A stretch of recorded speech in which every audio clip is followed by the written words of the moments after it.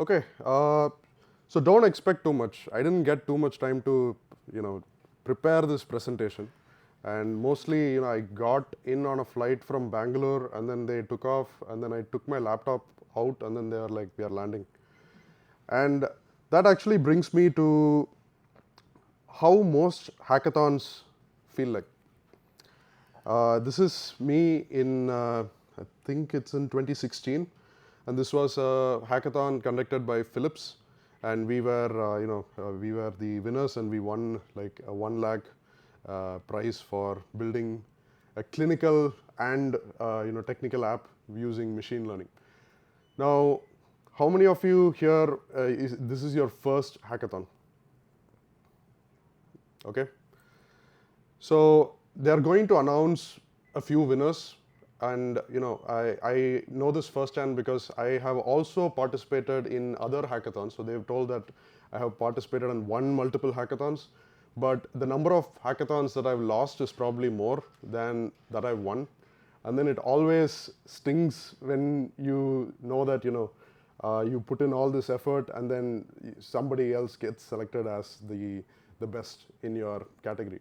So today there are going to be more people who, again, I wish you all the best, but then there are going to be more people who don't become winners than there are going to be winners. So I just want this talk to be a little about what hackathons are about. And again, I think it's great for collaborating and bringing people together and getting started with the building spirit. But it's again very similar to like just getting on a flight, taking your laptop out, and then the flight lands, right? So it's very similar to that. When they announce the winners or when they announce that the competition is over, it's a very similar feeling. So now I'll try to explain a few key ideas, what I had learned across the years after, is this okay? Okay. So again, these are things that I wish I had known when I was starting out, and these are things that I wish like my younger self had listened to. So that's all this talk is going to be about. So firstly, I'm going to talk about like how to identify problems worth solving, right? And then secondly, we'll look at how to build, even if you don't know how to code. Like, how many of you know how to code? Okay, that's the majority of you. So I'm assuming that most of the staff or like a minority of you here don't know how to code, but I'll just quickly brush through that. And thirdly, we'll look at how to sell your ideas and like how to really make money out of the ideas that you're building. And finally, we'll look at how you can scale, right? So I'm the founder and CEO of MedBlocks. It says co-founder here because I had another partner join me recently, and we are, again, doing this together now. We have been doing this for 7+ years, and we've been building health IT solutions and products, and we've been in the space for more than 7 years. Now, some of you might know me from LinkedIn or YouTube. It's a bunch of videos on health IT standards that I put out. We've helped a handful of governments, like including the ones in India, in Europe, and right now we are starting a federal project in the US. We've helped multiple enterprises. We've worked with numerous startups, and I've tutored hundreds of students in learning about health IT and how they can start. Overall, like our software touches like over 1 million patients in more than 8 countries. Our training program has more than hundreds of happy customers, and our community is like more than 5,000 innovators, strong and growing. Now, the first topic is about how to identify problems worth solving, right? Now, don't create a solution that is seeking a problem. A lot of people tend to do this, and I did exactly this. So this was on the news, like Manipal student uses blockchain for medical records. What happened to that? Why was blockchain needed? No one knows. So before I get there and why that happened, like I want to talk about how I got here, right? So I was, my parents are doctors. That's how I started medical school. And then I finished my course, right? I finished my course and I joined internship. How many from KMC here again? 1, 2, including stuff. Okay, from KMC. Okay, hello, sir. So as much as I like to not say these things right now, but so this is what happened during internship. Okay, so that's me sitting in the OT, and they handed me this mosquito bat to get rid of a fly that has come into the theater. So the operating theater is like a sterile environment, so you can't have the flies sit in places. So like I was like the fly swatter for that day, right? So the reason I tell this is because the way they kind of utilized interns' abilities was usually things like that. Like, there is this joke, like there is the person who's actually doing the surgery. He's like closest to the patient, so very useful to the patient. Then there is the equipments and instrument, pretty useful to the patient. Then there is the dustbin, also useful. Then there is the intern, right? So we're basically like, they just like go, like just stick to the wall and don't like look at me. But then they also made us do a lot of repetitive data entry tasks. So one of this was like getting up really early, going and filling out lab forms from, you basically were copying this from one application into another. The labs were already available on like the labs application, but then this had to be put in the discharge summary application. So this took a lot of time, right? So what happened here was I got really frustrated because this was taking a lot of hours. So I kind of wrote a small program. So I kind of knew how to program, but not entirely. What made me go over the edge was this hours and hours of work that I had to do every single day. So I kind of wrote a script in one computer that will like automatically, just pull the lab results and then put it in this discharge summary. And I could only install this on one computer. So every single day, like sometimes when I come in, that computer would already have a queue of 10 people who are waiting to like fill out their patients, and then I had to go in, right? So I thought like this whole thing didn't make sense, but then I also felt something even more deeply, which is I think in the time a doctor is able to save like one life, like I actually think systemic changes and technology has the ability to save thousands or even millions, right? And those of you here who have already, I think you believe in this vision. So you being able to you're taking the first step to building your application that can potentially save thousands or like have an impact in like millions of people's lives. So definitely a big round of applause to all of you here today. So the thing here is like identifying the real problem takes time. So when I told you that I had this script that I wrote and I was tired, so I just like automatically did this and it kind of worked for me, it worked for all of my colleagues. But what happened was I kind of went to the administration and I was like, hey, listen, like this is installed on one computer. I know that this thing can work. I just need to integrate with these two different systems. And why can't we just do this thing automatically, right? And they're just like, no. So the problem here is like you need to understand your customers deeply, right? Like, and you need to understand how your customers interact with the domain deeply. So in this case, I actually honestly think just identifying the real problem takes years, right? And you, sorry to say, but like you can't possibly come up with like a company or build a solution in a matter of months. So it's really hard. Like, and I think just identifying the domain and the problem and gaining experience takes like 2 to 5 years. For you to iterate and build and identify a solution, it's a 10-year journey, right? So I know most of you here will probably not take this journey, right, and not take this leap. This talk is not for you. This talk is for those few who will take this journey and then who will go on their own, and it will be grueling, but I hope some points from this talk can help you out. So the problem here was like IT in healthcare innovation is hard, right? Like I had an app, I had a simple script that was just able to copy labs from one application into another, but like I just couldn't get it to work with the rest of the system. It had to be installed on one computer, and that computer had a queue every single day, right? So the problem is pretty clear. Like IT innovation in healthcare is hard, and I want to even stress the point because all of you are building apps. Some of you are going to be winners today. I want you to note what happens to these apps in a few years. Like what will happen in 5 years' time? Did this hackathon or did any of these apps make a significant difference? I want you to honestly answer this in like 5 years. I'll put my email. If one of you makes it, then amazing, right?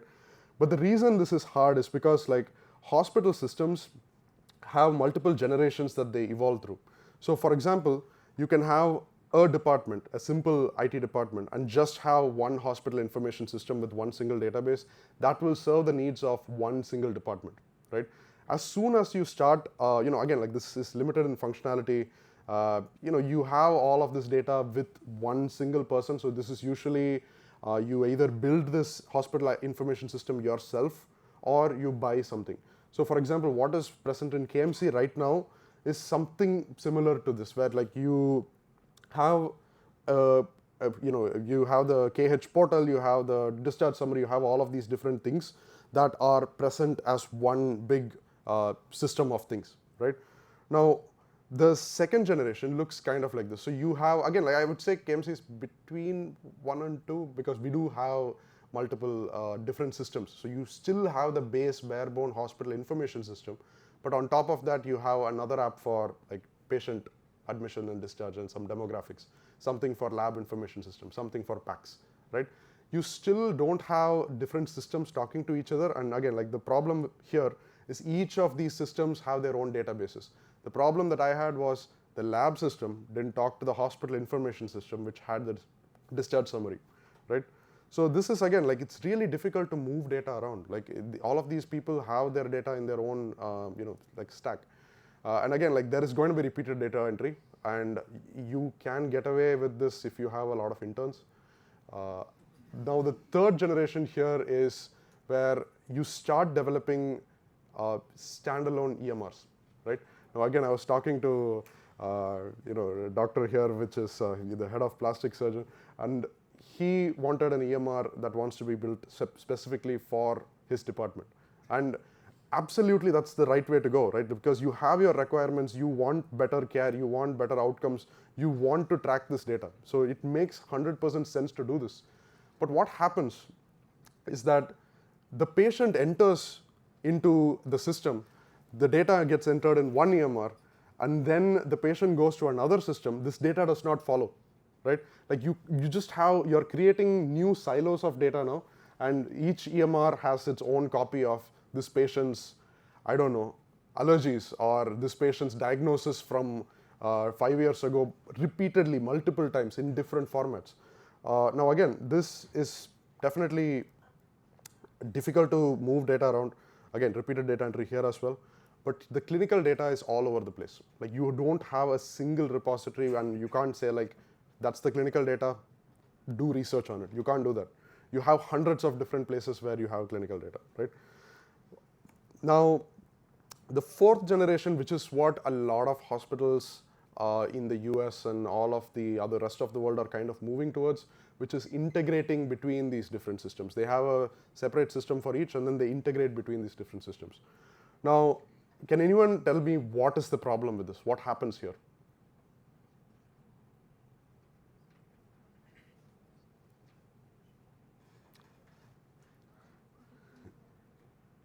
Yeah? Exactly.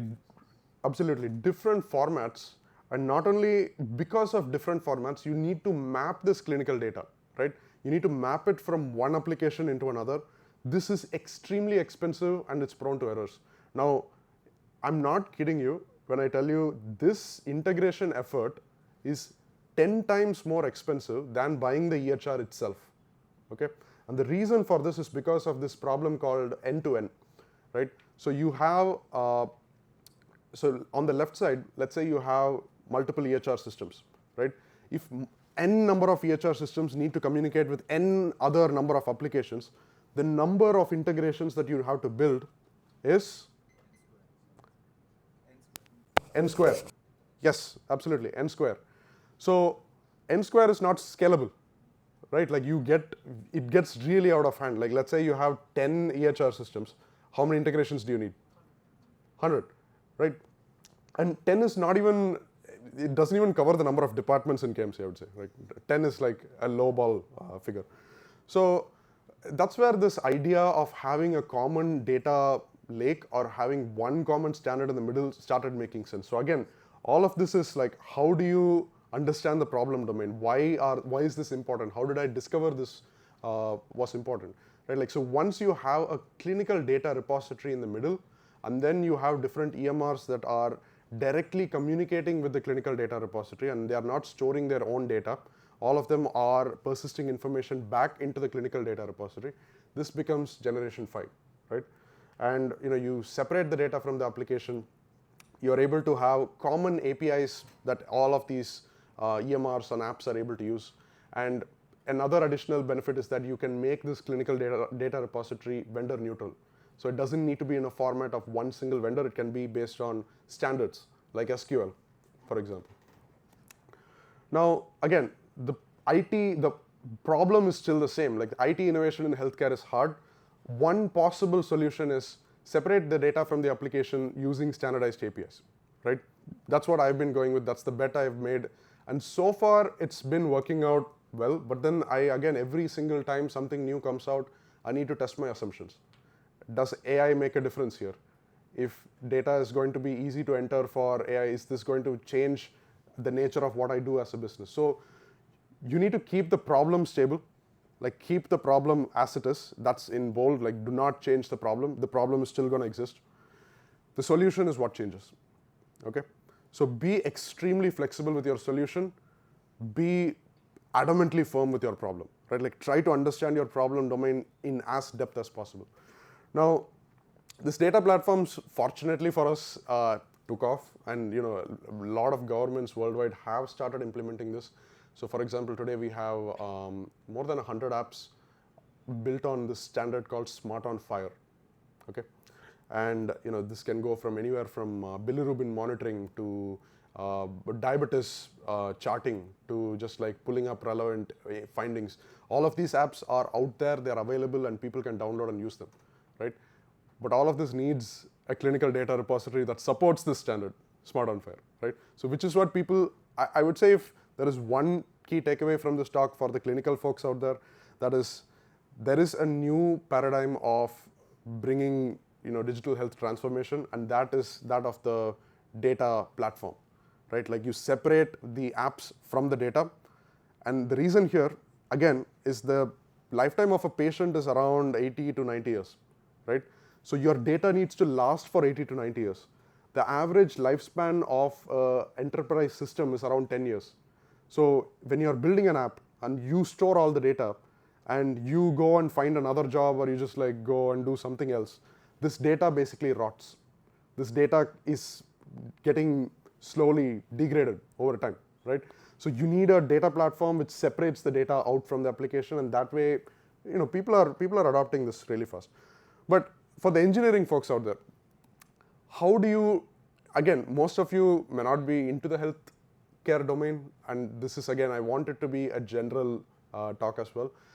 So read these two books. Like, I have a lot of people hitting me up and asking for a call just to validate their ideas. I had someone from Manipal, I think he was in the US, and he just like pitched his idea for a social network for researchers.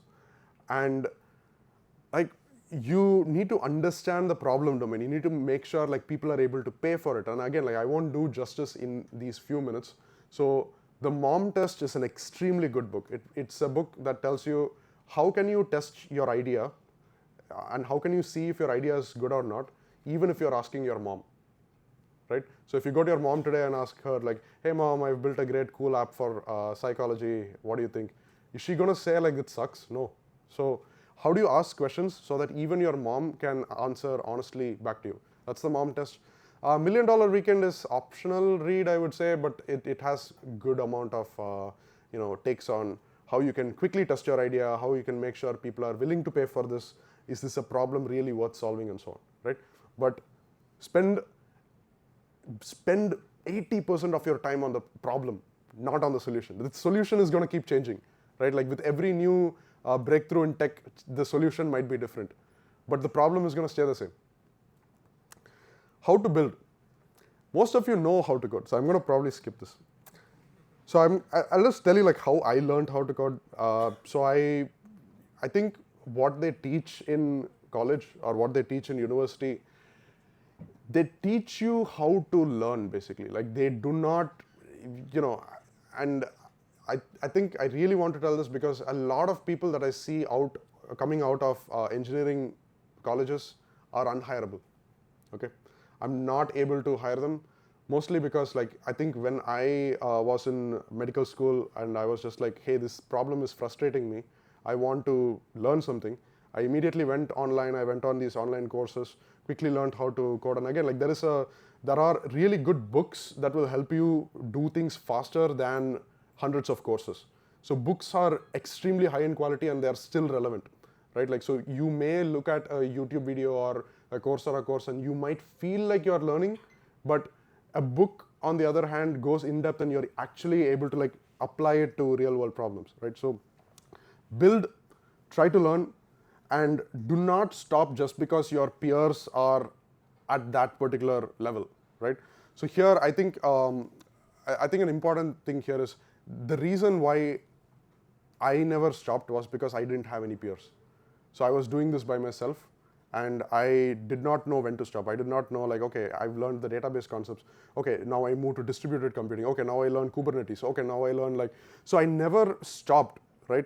But then a lot of people, what I see happening in engineering colleges is that they stop as soon as they identify that they are slightly above their peers, right? So there is no reason for you to stop, mainly because there are going to be people who are like either like me or I have like 3 physicists in my company who code, right? So the engineering degree is slowly becoming, you need to know how to build, and if you don't, it's going to be a massive disadvantage. And now again, it's becoming really easy. Like this framework that I teach a lot of people, like differentiate concepts from the syntax, absorb the concepts, refine the syntax, execute, right? So understanding this difference, like, okay, HTTP is this, the syntax is that. This is RESTful APIs, this is how you do it in JavaScript. This is JSON, this is how you actually write it. And then you are able to just learn all of these concepts. Like people who are not technical, you tend to kind of like just think of everything as like technical. I don't want to know any of this, right? But it's not the case. Like you can easily understand the concepts and you have AI to refine your syntax. You don't need to know how to write syntax anymore. Like how many of you here have not used ChatGPT? So honestly, everybody has used ChatGPT, yeah? Everyone, okay. So GPT-4 or GPT-01 or Claude is actually really, really good right now at executing and like understanding what you want to execute, and it converts it to syntax. So you don't need to know the syntax anymore. You just need to know the concepts and learn where to execute this, learn to like whether you should do it in a terminal or not. And even for those who are not technical, this will allow you to communicate better with people who are. And that way you're able to bridge that gap much easier. And again, like just iterate on this. I have a short video here on people who have absolutely no background in programming develop apps. So these are all people in my FHIR bootcamp, so I conduct a course. And I did it like how we would do in a Swiss hospital. This being your first app, this is truly impressive.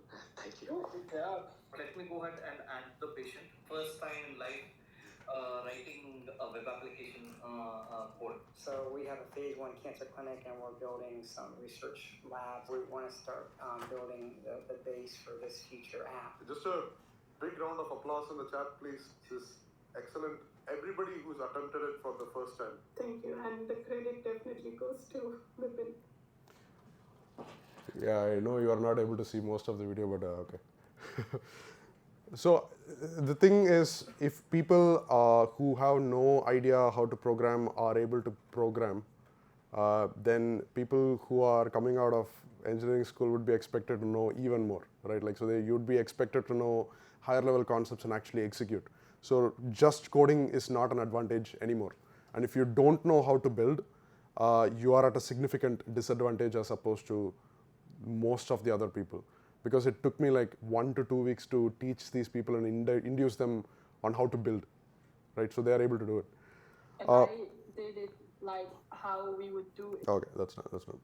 And again, like some of you, this might be outside of your comfort zone, but that's actually where most of the magic happens anyway. And I think this is another quote: "Engineering is the closest thing to magic that exists in the world." So how do you sell? Once you have an idea, once you have an app, and you've built a minimum viable product, how do you sell? What is your idea? Like, what do you do? So you have your apps today. Like, how are you going to sell it? Anyone?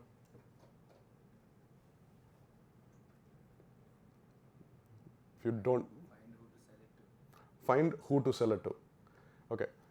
So that is if you have a product and you've built a product and you still don't know who the product is for, then there's a problem, right? Like, because you are defining a solution, the problem exists in the mind of an ideal customer. So, anyone else? Good attempt though. No, but let's take an example of ChatGPT as well. Yep. Like ChatGPT started off free.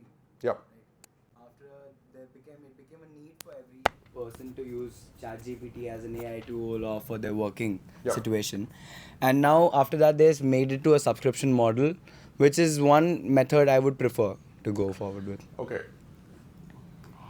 Okay. How do I start with this? Okay. So the thing here is, so what's happening here is, okay, I can try and break down why your perception is like this, and then why that may not work for 99.999% people here. Okay. So ChatGPT, when they started and when they were starting to work, and like they were not even commercializing most of these things. They were a research organization, right? So even then they were working with extremely select few customers. So before ChatGPT came out, there were legal firms that had access to GPT-4. So they were giving it to these research people who are, legal firms who had to look through thousands and thousands of documents. So they had their ideal, people, and they were not even thinking about monetizing it at that point, right? And this is again, ChatGPT and LLMs in general, these are one of those things where it just applies everywhere, right? Like everyone can use it. Everyone can get a subscription for ChatGPT and make use out of it. It's a fundamental technology. Yeah. That's not going to be the case for 99.999% of what we are going to build here, right? So it makes sense, again, like how do you sell? Once you have your target audience in mind, okay, this is the most effective way that I found selling. You don't sell. You just build an audience and you help them. That's it. Like, so if your target audience is like, okay, has anyone built a startup or has anyone attempted building something? Yep. What's your product? Mine is like a productivity powerhouse. It's something I built for myself. Yep. And something I use myself. Yep. So it's like, for that particularly, I didn't think about monetizing it because I didn't care if anybody else used it. Yep. For me, I built it for myself. So it has like notes, calendar, and to-do all built in one. Right. But if you were thinking about monetizing this, what would you do? I would probably go to like research about like how productivity works, how people, what time of the day people find most productive. Yep. Yep. And then maybe like go to Reddit, help people like understand, oh, this is how you can work, this is how you can improve your productivity. Got it. So that's good. That's good. So I think you mentioned Reddit. So that's really good. So the way marketing and selling has been working in the past is like people go out to other people and they're like, hey, do you want this new app? Like, hey, do you want drugs or some? So it's not a push mechanism anymore, right? Like, because people who want something, like let's say a productivity app, they know what to do next. So if you are looking for a calendar app, what is something you would do? Like, okay, so you're looking for a new notes app. What would you do next? You'll go to the Play Store? Yep.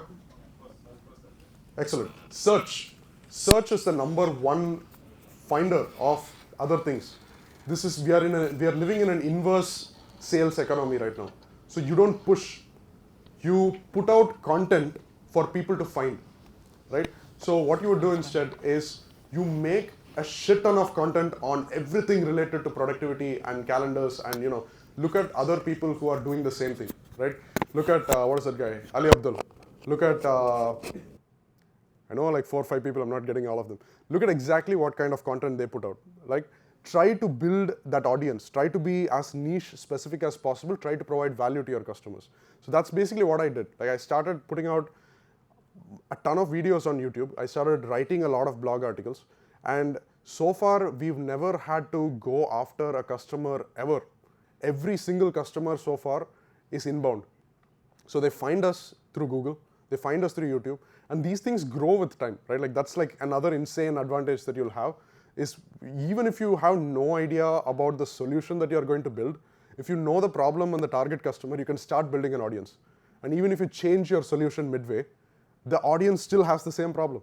So building an audience, you can't ignore, right? Like, for people who are building, and you can't ignore this. And again, these content pieces convert to queries that they come and ask me, right? And that, again, you are able to just get new clients and you're able to fulfill these clients, and then you are able to keep the cycle going, right?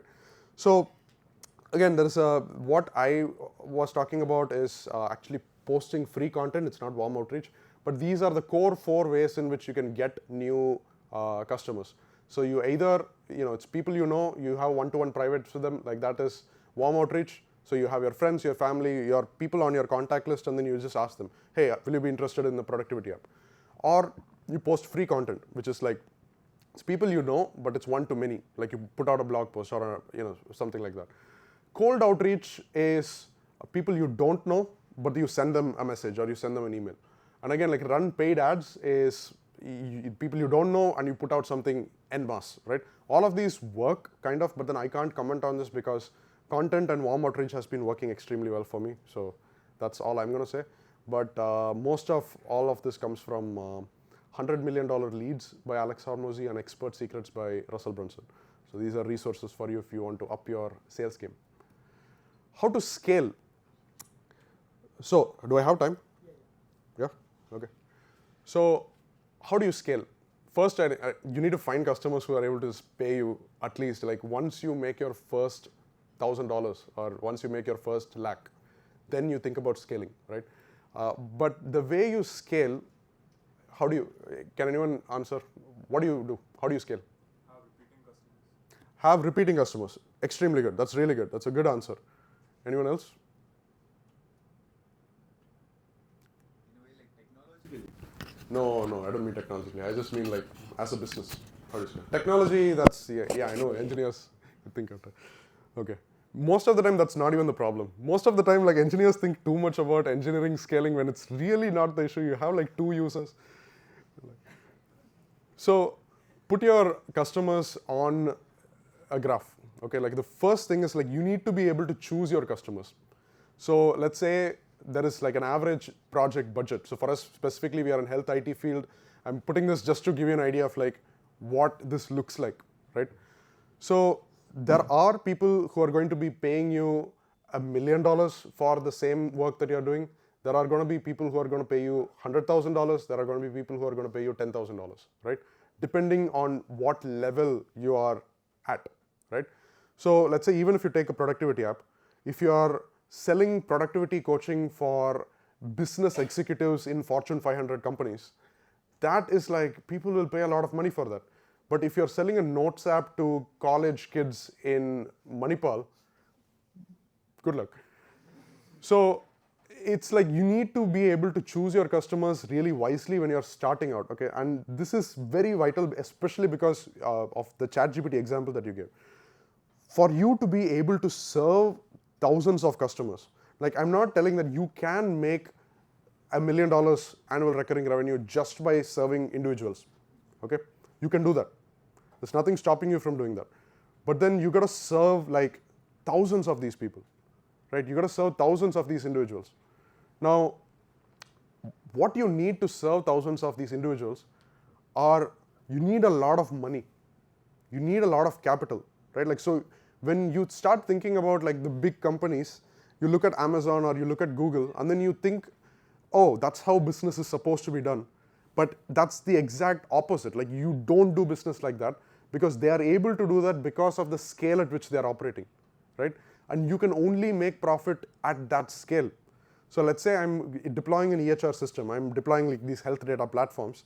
For me to make a profit in Indian markets, right? Like let's say each of them pay me 10 lakhs, 10 lakhs, 10 lakhs. I need to at least serve 100 hospitals, okay? I could do the same by serving one government project in the US. So this scaling thing, it's not about making money. It's not about you just like living the life. It's about you growing your company. If you don't have the cash and if you are burning more cash than you are bringing in, your company is going to die. If you're able to get this cash, and again, like the amount of work that you're doing for both of these are like similar, right? Like we are, again, the same number of people are able to implement one hospital in India versus one county in the US, right? And again, the reason for that is software scales. There is no added cost, and you're just able to scale infinitely. Now, what we have here strictly is that we have for us specifically, we don't take up most projects that go below $100,000.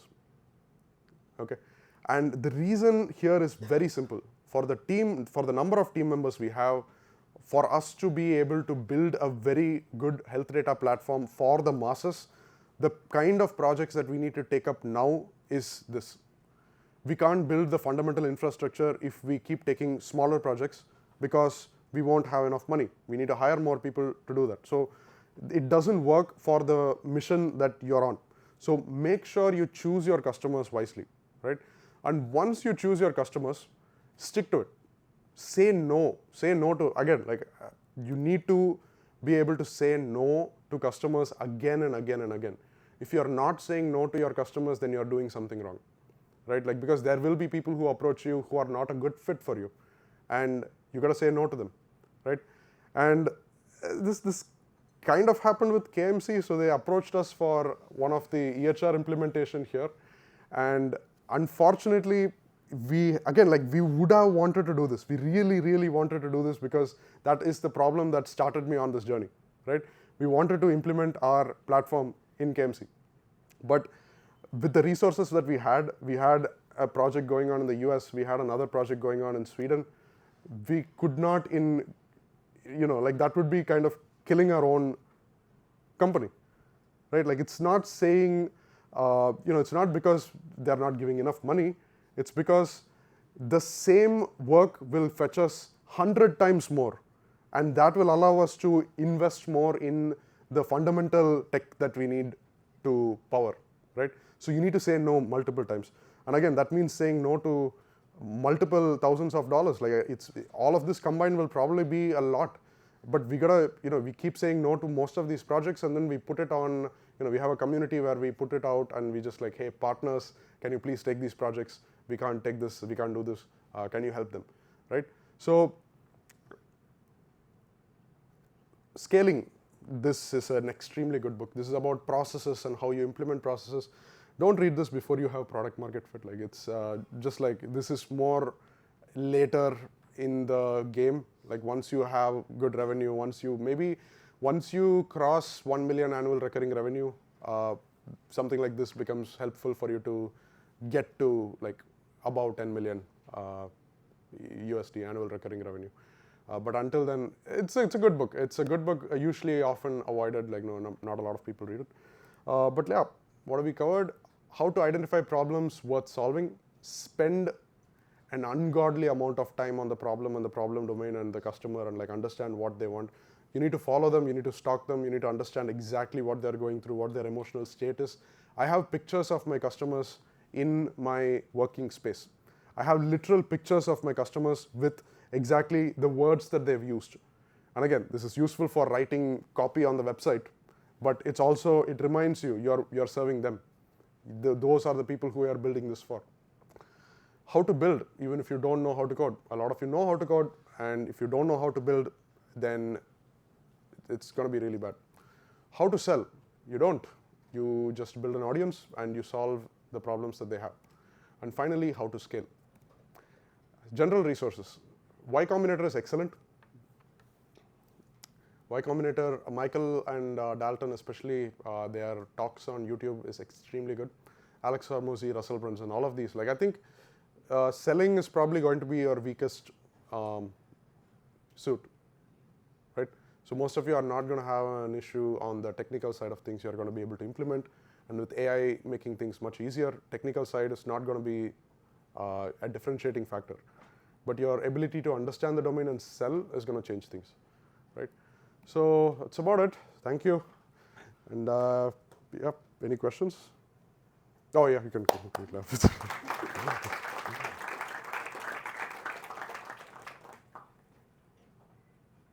questions?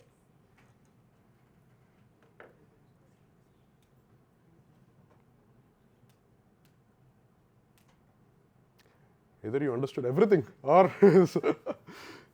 Who was your first like paid customer? So I got a request on LinkedIn. So I started making YouTube videos a long time before I even thought I would make a business out of it. So a guy just approached me like, hey, I saw your video. I have this problem that I want solved. I'm ready to pay this much. Will you take it up? I said no to that because I was still a student. But then I had a similar request like that afterwards. And then I said like, you know what? That was my first paid customer. Have you approached back to the KMC? Am I? Have you approached back to the KMC since you're in Here the purchasing department, no, because we had to reject it on the grounds of certain policy. But you know, mostly here just for the talk, I'm not visiting the purchase department of KMC.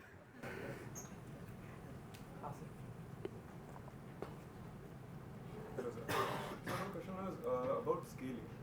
When we think about a solution for any problem, should the problem and solution be the first part, or should the scaling part be the paramount thing that we think about always? Do not think about scaling. Like, do not think about scaling until you have made $1 million. Right? So million is what, like 8 crores. Unless you've made 8 crores, and you can get to that without doing much. Like, you can get these customers initially. And you don't even need tech most of the time. Right? Like, if you have a problem, look at how you can solve that without tech. Right? Like, some people just use like these low-code tools. Some people use like Airtable. Some people use Excel. Some people just have, Instacart. Okay, Swiggy or Zomato, equivalent in the US. Okay, so what the founders did was initially when they launched, they did not have partners, or they did not have like these delivery people who can take up these orders.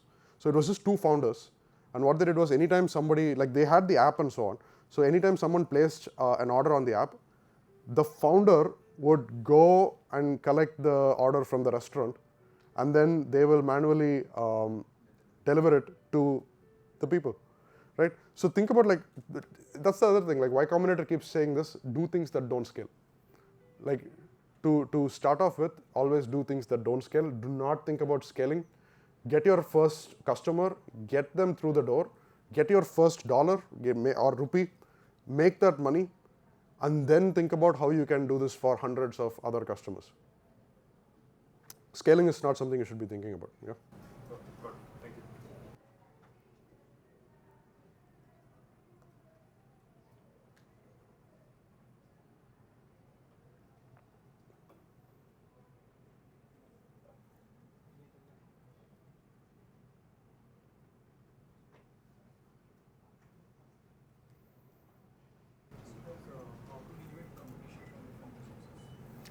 How to avoid competition from different businesses. Okay. So to avoid competition, you have one of 2 strategies, right? So one is you are in a blue ocean, right? Again, like this is from another book called Blue Ocean Strategy, but you do something that's completely new, right? And even if you're doing something that's solving the same problem, you label it as something new. So for example, technically what we are doing is EHRs, right? Like we are implementing EHRs, but we don't call it EHRs. We say we are standard-based health data platforms, because now then you're able to place that as, it's not an EHR, it's something else, it's something separate. And there are a niche group of people who really, really want this, right? So even if you're selling, I don't know, like fruit salad, right? Like if you're able to differentiate it and then you're able to say like, hey, this is not fruit salad, this is, I don't know how you'd sell fruit salad, but like you can make it something new. You can label it as something new. This is usually the best way to avoid competition and like keep your prices high. The other way to avoid competition is you lowball, like you go cheaper. But that's a very bad strategy, right? Like it's a race to the bottom and then you don't get anything, your competition doesn't get anything. So I would avoid the pricing war strategy, and instead if you're able to differentiate and then call yourself something else, and then like, okay, like how about fruit salad, right? Like how about you are providing fruit salad for pregnant women in their 30s? Like just so niche that they have to buy because they have no other alternatives, right? So, hello, sir. So, as a medical student, as an intern, how did you completely connect with your other team team members to form a fully functioning team to be able to, have a viable startup, especially coming from a very typical medical background? right. So I think I'll just tell my journey as it is. What happened first? I think I met this other guy on GitHub who started making pull requests and issues on one of my open source repos. So I put out some code out for people. So I just started coding. I put out something. It was healthcare specific, and it was like building forms on healthcare or something like that. So there is this guy who came and he started making a lot of comments and he started contributing. I just like find out who he is and I talk to him. Happens that he's also a doctor and a coder from Bangalore.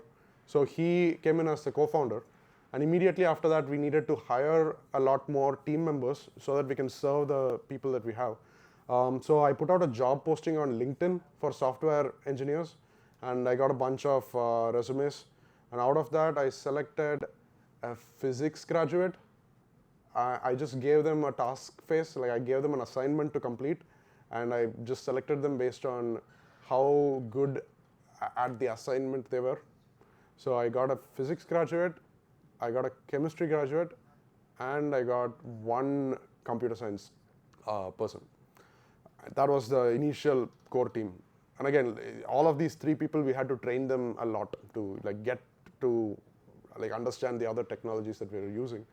But yeah, that was the team. Is any other question? Last question. Loud. When you're building a company, right, what do you think is the best way to like find a problem? Because sometimes, like for you it was the internship, right? Right. So Okay. what do you think like is a good way to approach so that you can find the correct problem? Okay. And if the problem exists and there's a solution also, should you still pursue like, should you still build another solution? What do you think? Or should you go for problems that are not like explored yet? Yeah. So there is a really good answer to this this is not an original answer. I'm copying someone else's answer. But they tell you, look at your area or look at your state, right? Look at the companies that are bringing in a lot of revenue, but these are like medium-sized companies. Okay, they don't need to be extremely large enterprises, but like these are medium-sized companies that are doing something. Go and intern with them for free, right? Just go and look at so because most of you are not exposed to the business side of things. You don't even, I don't hear a B2B problem statement ever coming out from MIT. Like it's always like B2C. Like because you are the customer, you only know your perspective. You lack domain knowledge, right? So pick a medium-sized company that's doing at least like I would say more than 6 crore in turnover per year. Go and just intern with them for a good number of time. Like you will understand what are the different problems they are facing. You will understand that there are so many different inefficiencies, right? You are either solving an extremely painful thing that they want to avoid, or you are helping them make more money, or you are helping them cut expenses. It's usually one of these three, right? So once you do that and you identify that, okay, this particular business has this problem, try to build something that they will actually use, right? and look at how much they are actually already spending. And this, a lot of this is from the mom's test, but look at how much money they are already spending on the problem. That's a good estimate of how much you can make at the same thing. So let's say a company is spending, I don't know, like 2 lakhs on accounting software or on accounting personnel, right? Like they spend on chartered accountants to file their taxes and all of this. So they're spending this much amount of money per year. Now you could be like, hey, you know what, there is this cool thing called ChatGPT. And this would, we can cut out this person. We are able to generate all of these reports automatically. We're able to file them on time. And guess what, we are able to do it 10 times cheaper. That's like a no-brainer for a company to immediately adopt, right? So there are all of these hidden problems everywhere. You need to get exposed. You need to understand how much they're spending. And if you offer a solution that's 10x cheaper, then they're literally making money by purchasing your product.